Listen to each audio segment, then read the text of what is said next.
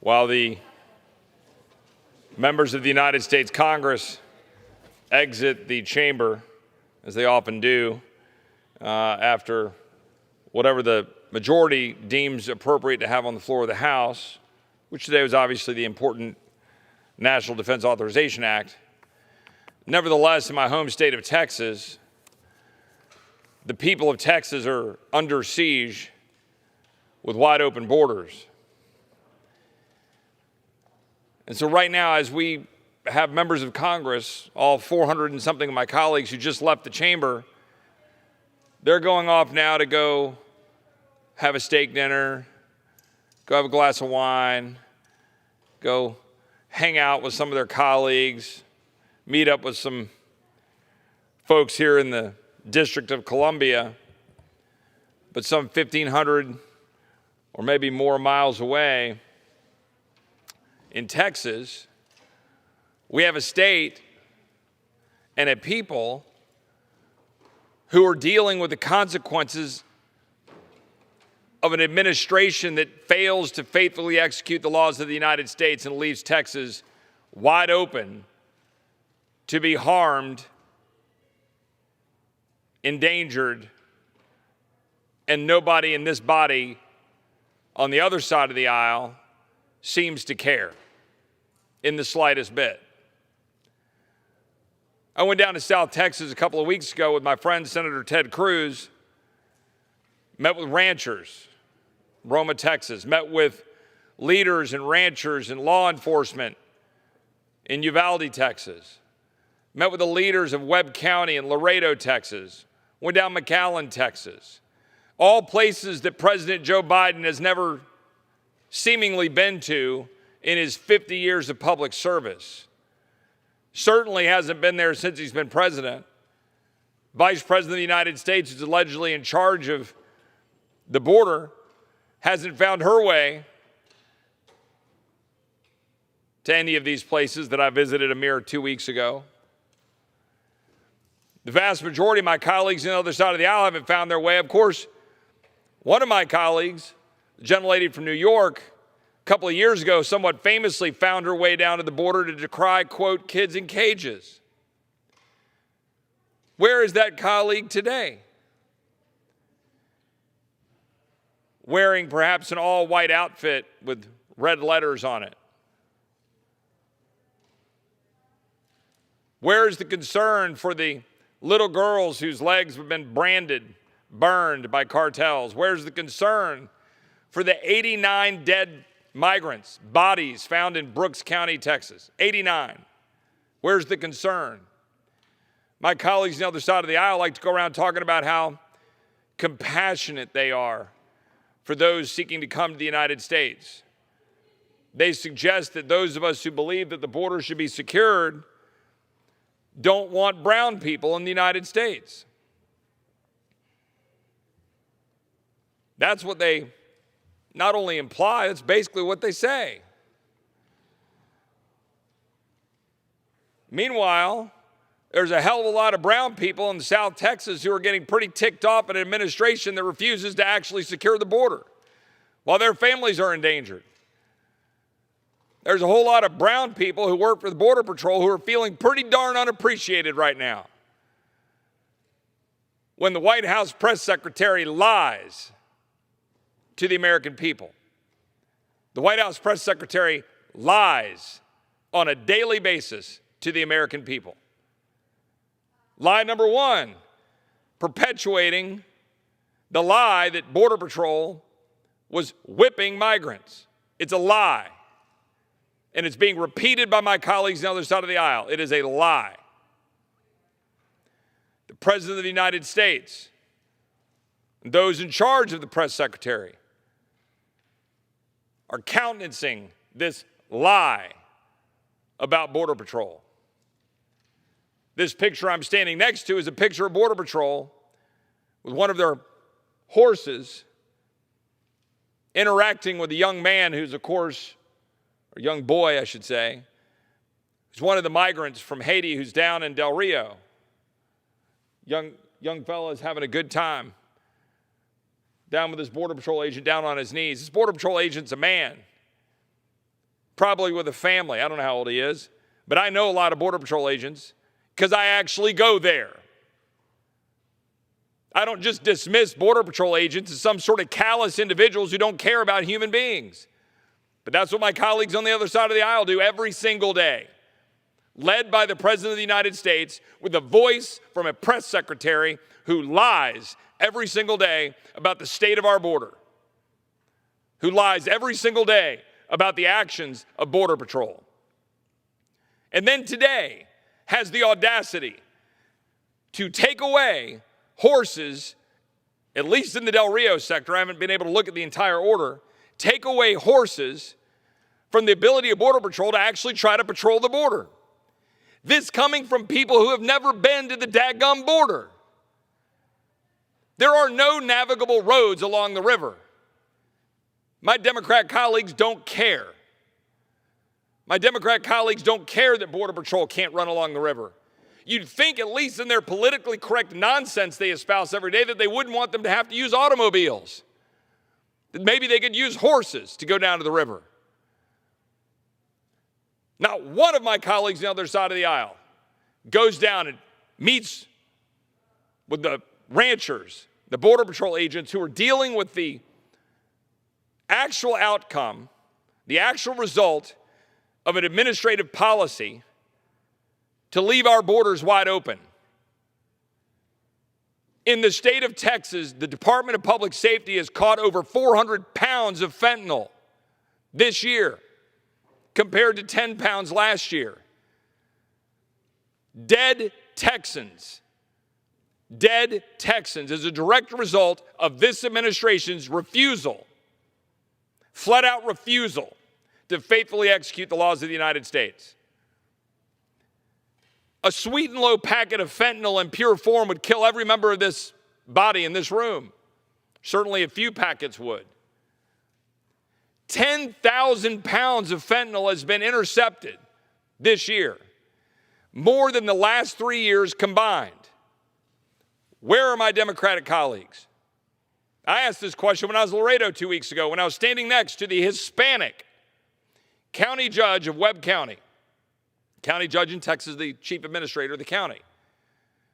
I asked, where is Joe Biden? When he got up to the podium next, he said, that is a great question. Where is Joe Biden? Well, if Joe Biden knows where he is, it'd be helpful. He's sure as heck not down in the border. He's sure as heck not down in Laredo. And his policies are abandoning the people of Laredo and abandoning the people of Texas. The policies of my colleagues on the other side of the aisle leave Texas dealing with the brunt of a wide open border. And they laugh it off. They ignore it. The stash houses in Houston, Texas, the stash houses in Del Rio, the stash houses in Laredo, the stash houses in McAllen, the stash houses up and down the border where little girls and little boys are being put into the sex trafficking trade. My Democratic colleagues who love or go pat themselves on the back for being compassionate are nowhere to be found. MIA. Joe Biden, nowhere to be found. While people die. While people die from opioid overdoses, almost 100,000 this year in the United States. When the cocaine problem was a big deal in the 1980s, we were talking about 10,000. Now we're talking about 100,000. Just where in the world are my colleagues on the other side of the aisle? I tell you where they are. They're running around preaching about masks and telling the people of Texas that small businesses in Texas must force vaccinate Texans if they've got more than 100 employees. That is literally not in the Constitution and is fully unconstitutional, unlawful. And I very strongly encourage the people of Texas to look at the President of the United States and tell him to pound sand. Do not follow that order. Do not accept it as legitimate. It is not. And this is a theme that the people of Texas are going to have to come to grips with more and more. That when the President of the United States impeachably refuses to faithfully execute the laws of the United States, it is incumbent upon a free people in a sovereign state to come up with the ways that they believe are important to defend their borders, secure their citizenry, and take action, irrespective of the orders of a president who fails to faithfully execute the laws of the United States. I do not make those statements lightly, because those statements mean something.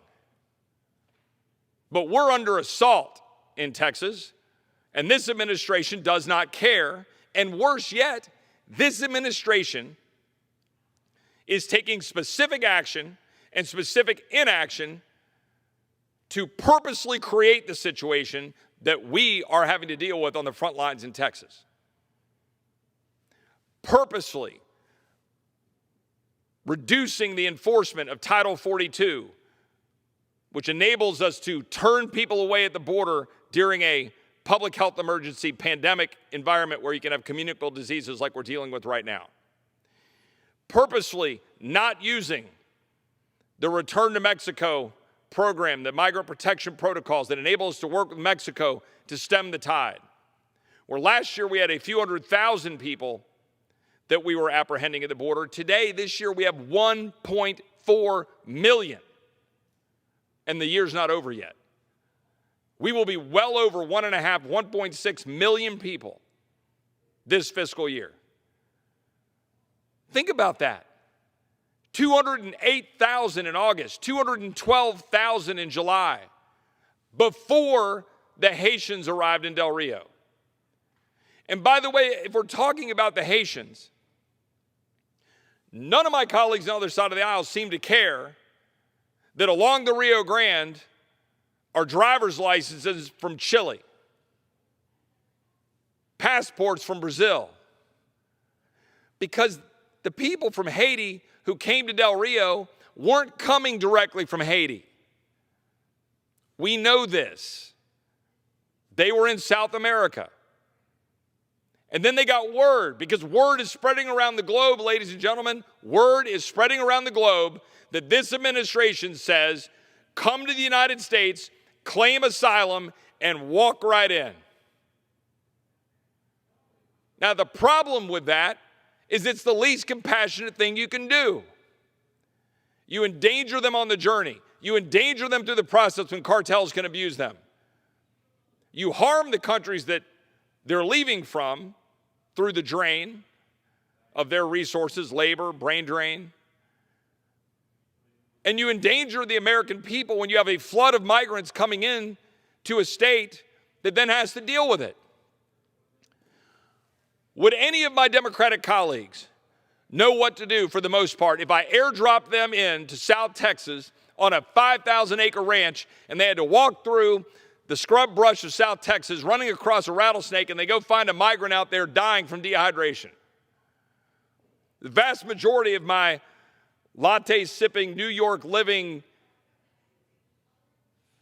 condo-living colleagues on the other side of the aisle wouldn't have a daggum clue what to do when you run across that situation. But I can tell you my Texan constituents and friends in South Texas are figuring out what to do with human beings on their ranches. Would any of my colleagues on the other side of the aisle like to deal with the 89 dead bodies in Brooks County? Would they? Do they know what to do when they walk up to a body that's been picked apart by vultures and animals?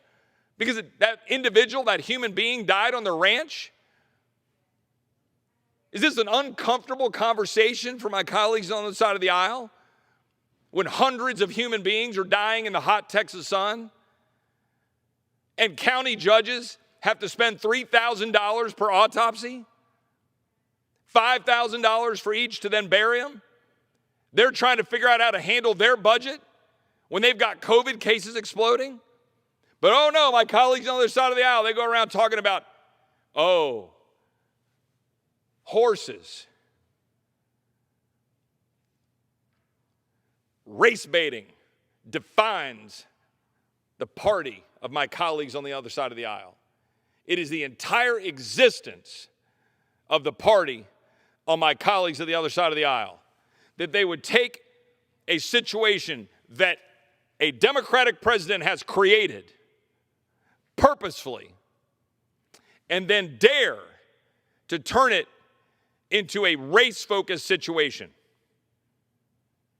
I would like any of my colleagues on the other side of the aisle to stand and look in the eyes of the 70% of Border Patrol who are Hispanic and tell them that they are racist. Because that's what they do. My colleagues on the other side of the aisle, they go on TV and they say they're racist. Al Sharpton flies down to go have a press conference in Del Rio, Texas, trumpeting out and bringing out the race card. Maxine Waters wants to compare Border Patrol agents using horses to deal with a wide open border and a chaos created by this administration to slavery. It's absolutely abhorrent. It is embarrassing. And the people of Texas are up to here with a union that is not all that united around the principles upon which we are founded, and that are showing precious little deference to the people of my state. They are fed up. There is a tinderbox. And my colleagues on the other side of the aisle ignore it at the peril of the future of this republic. This is a big deal, what's happening.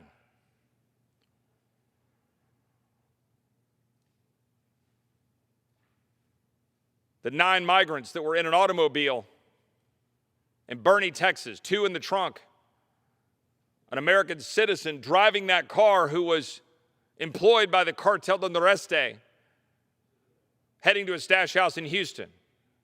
Young man had paid $4,000 to go pick grapes in California, had a rude wake-up call that he was heading to a stash house. Fortunately, law enforcement intercepted them. This is happening every single day in our state. We know this because we go down and we look. Senator Cruz and I go down to Laredo. We go sit at a checkpoint. I didn't see any of my Democrat colleagues there, with the notable exception, my friend Henry Cuellar, who's probably the lone Democrat who actually acknowledges the crisis that we have along our southern border. And we watch these trucks go through scanners. 1 out of 10 trucks. And then we go down to the river, and there's 33 migrants trying to come across the river. And we're watching them across the river, and they come out and they swim, they go back, and they're playing cat and mouse, knowing when we leave they're going to come across. Then we get a scan on our phone from one of the scans that came through right after we left the checkpoint with a truck full of 29 migrants in the back. Every day this is happening. And these people are endangered. But my Democrat colleagues don't care because of the crass cynicism of electoral politics. That's what this is about. The good news is the great Hispanic Texans of South Texas have had enough. Zapata County went Republican for the first time since 1920. When I drove through Zapata County just 2 weeks ago, I stopped because I noticed a flag flying that had a certain colorful metaphor associated with the president that I won't, of course, repeat here on the floor of the House of Representatives.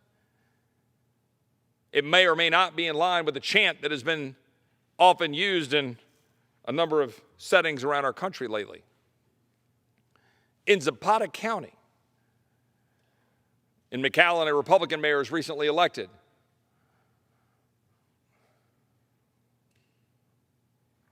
The fact is, when people are ignored, when people are endangered, when people are taken for granted, as Hispanic Americans every single day, and Hispanic Texans in particular, are experiencing every single day, they tend to take that seriously. they tend to recognize that an administration that gives lip service to caring for them, but lets them die and lets their businesses implode and lets their ranches get run over and lets narcotics flow into their community at will, all in the false name of compassion and pretending that one cares about somebody because of the color of their skin, they tend to take offense to that and believe that maybe there should be a better way.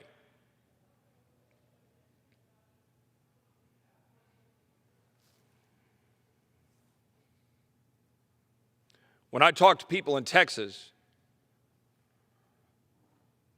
they ask quite frequently, what precisely are we getting out of this deal? What does union even mean anymore? What precisely is united about the United States?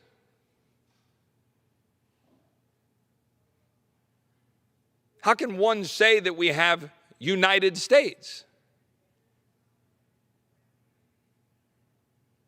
when the President of the United States dictates unlawfully to a people that they must forcefully vaccinate their employees, and then thousands of those employees say, hey, I don't want to do that because I have natural immunity, and science seems to show that natural immunity may be as strong or stronger than that comes from a vaccine, they tend to take offense. They tend to want to tell the authoritarian to pound sand. When the President of the United States, through his HHS secretary, walks in and says, oh, I'm sorry, Texas. I'm sorry, Florida. We're going to cut your monoclonal antibody treatments in half. We're going to limit your ability to get care.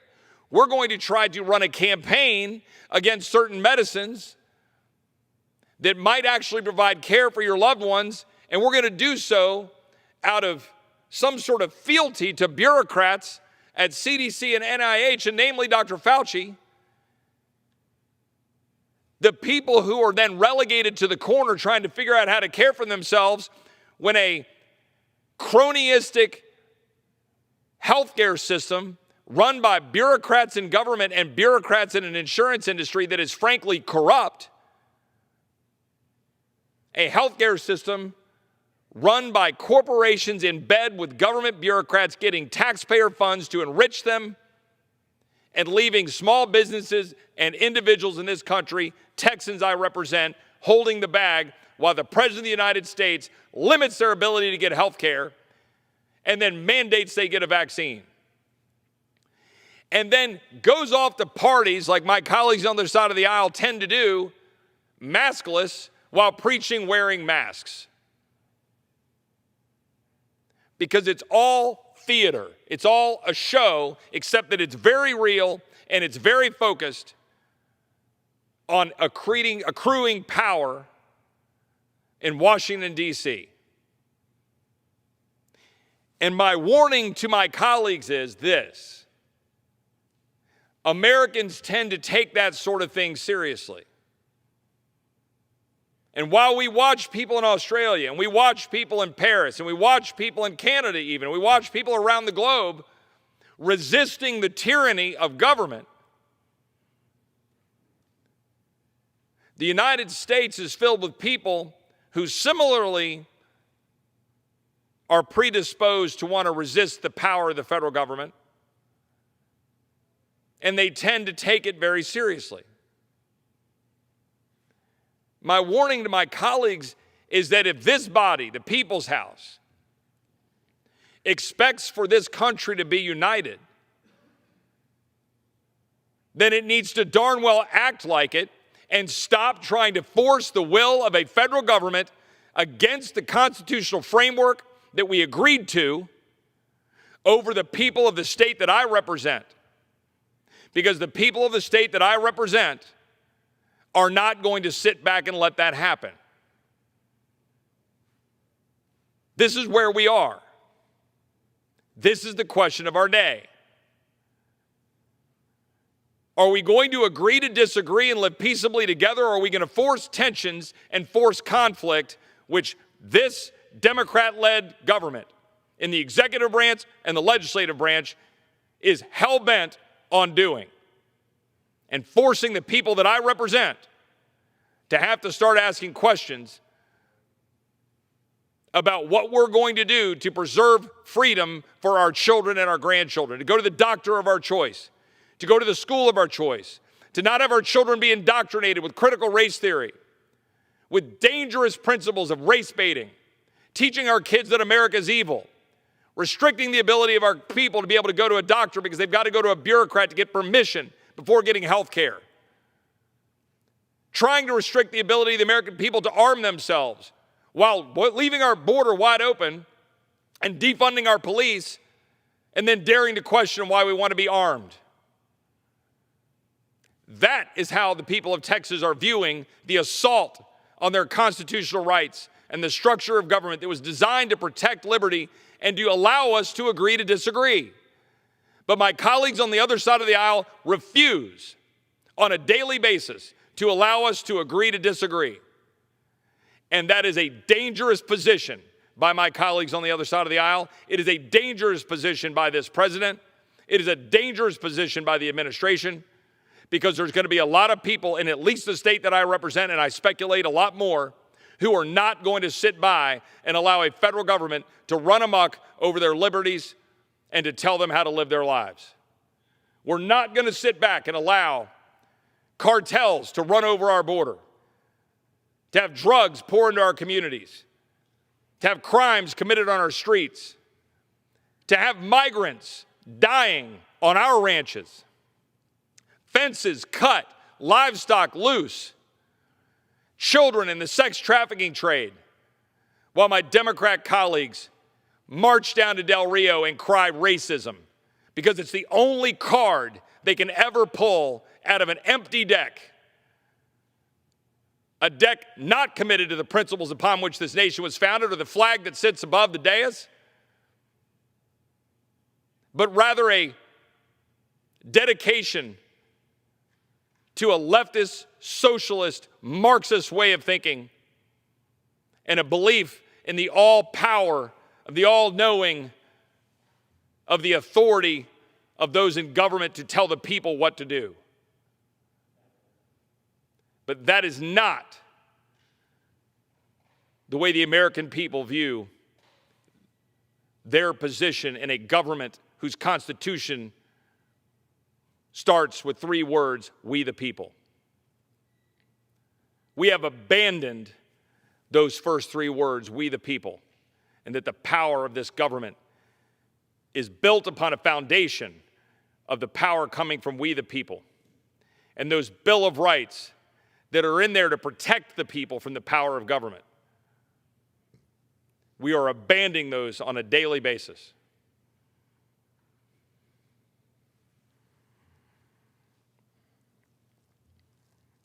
I am amazed at the extent to which my colleagues on this side of the aisle, quite frankly, are just all too often able to just go give a speech, go get on a news show, put out a press statement about how bad the border is, and then, let's move on to the next issue. Let's move on to the next topic. When all these headlines about the Haitians in Del Rio subside, where will everybody be? Will my colleagues, even on my side of the aisle, wake up every day like we do, dealing with this in Texas, and understand what's happening? Understand how bad a fentanyl epidemic is in this country?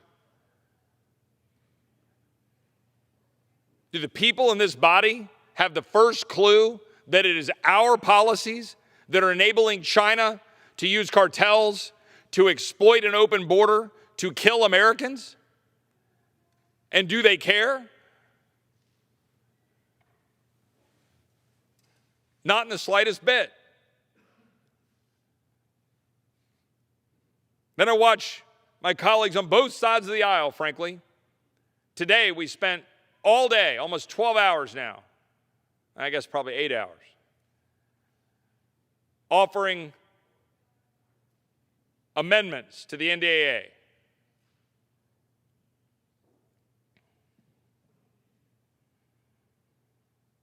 Not one of those amendments that we voted on today, not one, allowed us to address and debate here on the floor of the House of Representatives the drafting of our daughters, the drafting of our mothers, the drafting of our sisters, the drafting of our wives. Not one amendment today was allowed by a Democrat tyranny in the Rules Committee to allow us to have a substantive debate on the floor of the House of Representatives about an issue as important as having the United States government conscript women.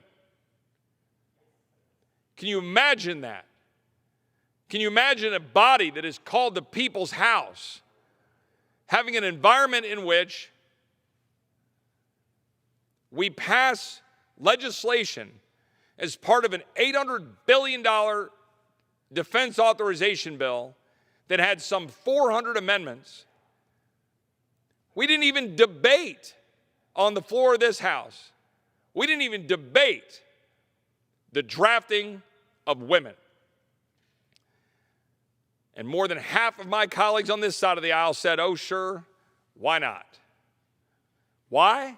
Because they sit there and they say, well, don't worry, the draft will never occur. Well, don't worry, if the draft does occur, it'll be because we have some real bad conflict with somebody like China. I'm like, well, which is it? You got to have the draft in order to deal with a bad conflict with China, or there'll never be a draft. Oh, well, okay, there'll never be a draft, but if there is, it'll be a bad conflict with China. But trust us, don't worry, your daughter won't be drafted into combat. Really? Trust us? In what universe should I trust the government of the United States? Why would I do that? The same government that just abandoned allies, abandoned Americans, abandoned SIVs in Afghanistan, left $85 billion of equipment for the Taliban to exploit, allowed China to be able to get access to Bagram Air Force Base, walked away from rare earth minerals. The same government that is completely ignoring their duty to enforce the borders, knowingly, when they have a mechanism to secure and enforce our borders. The same government, when the president's own press secretary is lying on a daily basis through her teeth about supposedly horses whipping human beings, thoroughly debunked. Is that the same government I'm supposed to trust not to draft my 10-year-old daughter when she becomes 18 and is forced by the power of government to register for selective service? Who are we as a people? What happened to us? Are we such a cold, robotic people that we can't have an actual debate and discussion about the reality of life? Is that who we are? The same doctor with a cold stare who looked at my dear friend and told her she should abort her little boy because of a brain scan that went a little amok, and she was coming up on the term at which you can do that in the Commonwealth of Virginia. And she chose life. And now her son is my godson, and he's a healthy little boy. The same coldness with which that doctor looked at my friend and said, you should abort, in front of her two other boys with her husband not there. Is that what we've become? Is such a cold country? Such a callous country? That we just blindly say that in the false name of equality or equity or whatever the word of choice is of the day, that we must draft our daughters? Let me be clear. Over my dead body will you draft my daughter. I mean that, literally. Over my dead body will you draft my daughter.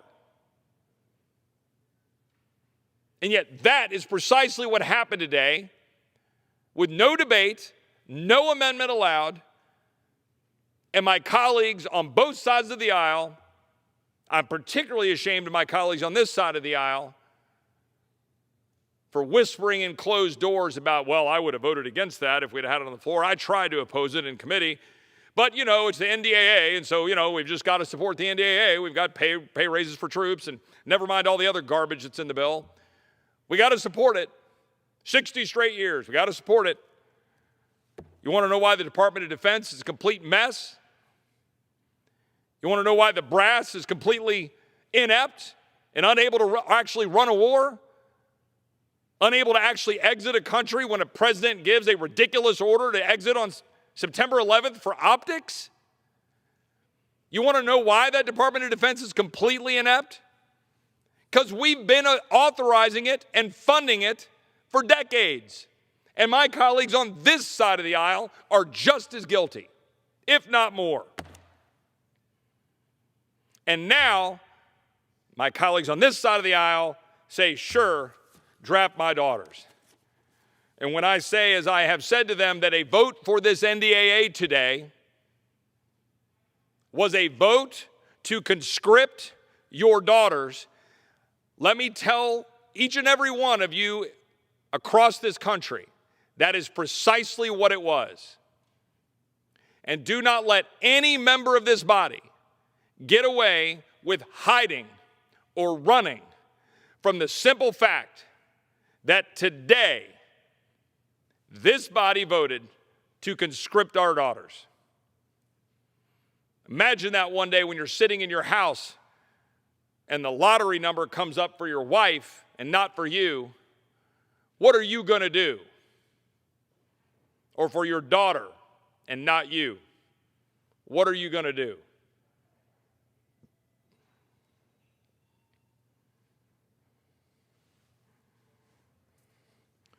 The President of the United States has, in multiple regards, engaged in what I believe to be impeachable conduct. The President of the United States has failed to faithfully execute the laws of the United States, left our borders wide open, endangered our people, endangered the people of my state. The President of the United States has failed to carry out his duty to defend the United States abroad, has in fact aided and abetted the enemy by leaving billions of dollars of equipment for our enemies to use against us, leaving Americans behind, leaving allies behind. And the President of the United States has abused the power of his office to step over the bounds of the Constitution, to order people to force their employees to get vaccinated when he has no such authority. He has no such authority. And he knows it. He knows it. For the exact same reason that the President of the United States admitted that he didn't have the power to extend the eviction moratorium. He flat out admitted it and said he was only going to do it until such time as the courts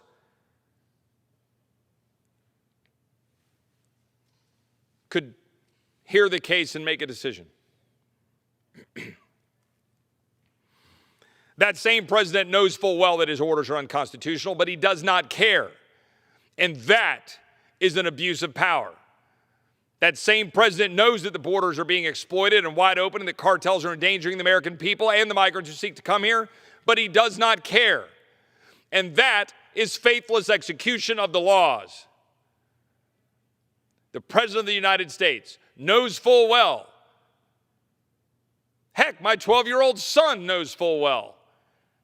As he said as we were driving around, Dad, well, why would you leave the equipment there for the bad guys to get? Well, son, maybe you should be an advisor to the President of the United States because he doesn't seem to understand that concept.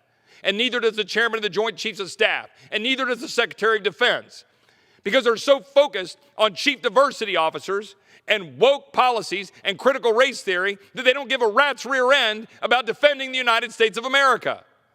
For the same reason my Democrat colleagues have gone down to the river and gone down to South Texas playing the race card and chanting racism and comparing Border Patrol agents to slaveholders And where's the Secretary of Homeland Security defending the people that work for him in Border Patrol while they're outmanned, exhausted, resigning because they're not being given what they need and support from the top leaders of the Homeland Security? Secretary Mayorkas has the experience to know full well that abandoning Title 42 and abandoning MPP and the Migrant Protection Protocols, he knows full well that that endangers the people of this country, and he does not care.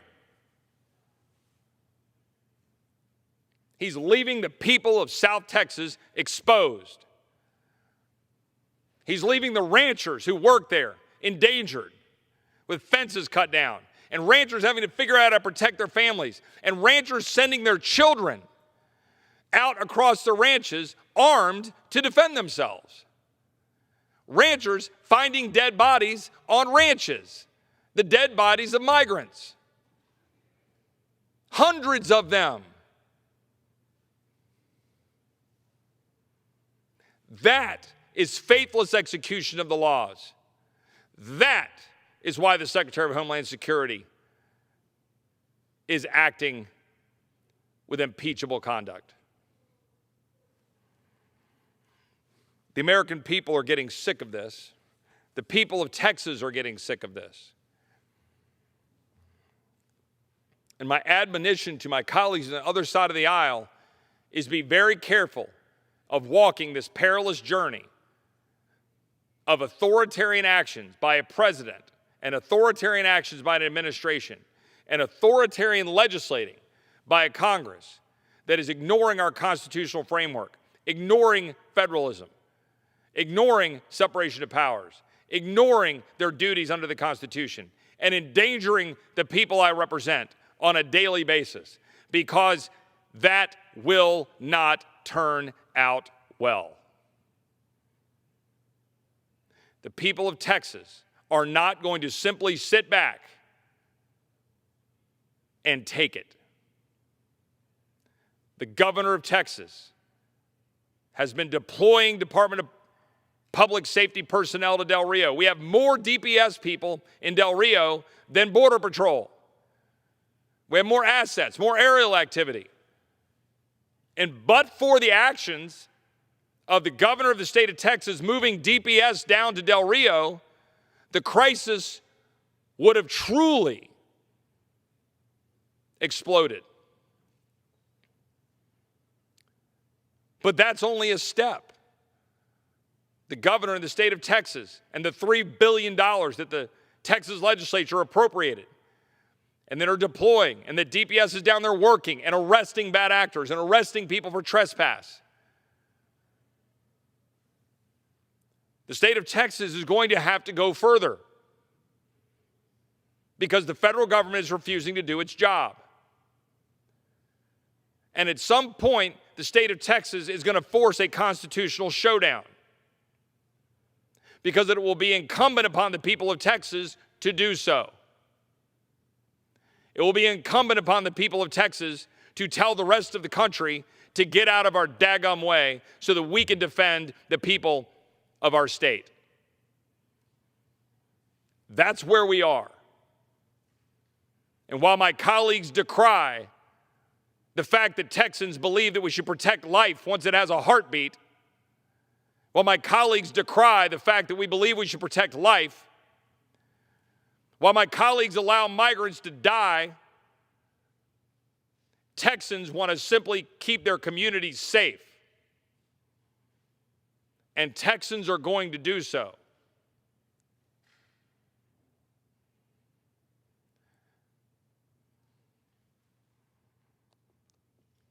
The People's House is supposed to mean something, Madam Speaker. The People's House is supposed to be a place where we're able to come together, agree under the Constitution on how to have a more perfect union. But union doesn't mean anything when the people of my state is being trampled, are being trampled. Union doesn't mean anything when the rights of the people I represent are not being respected, when the safety of the people that I represent is not being protected or secured. when the blessings of liberty that are supposed to be secured under the Constitution are not being secured but being trampled upon, then it will beg questions about the efficacy of union. I yield back.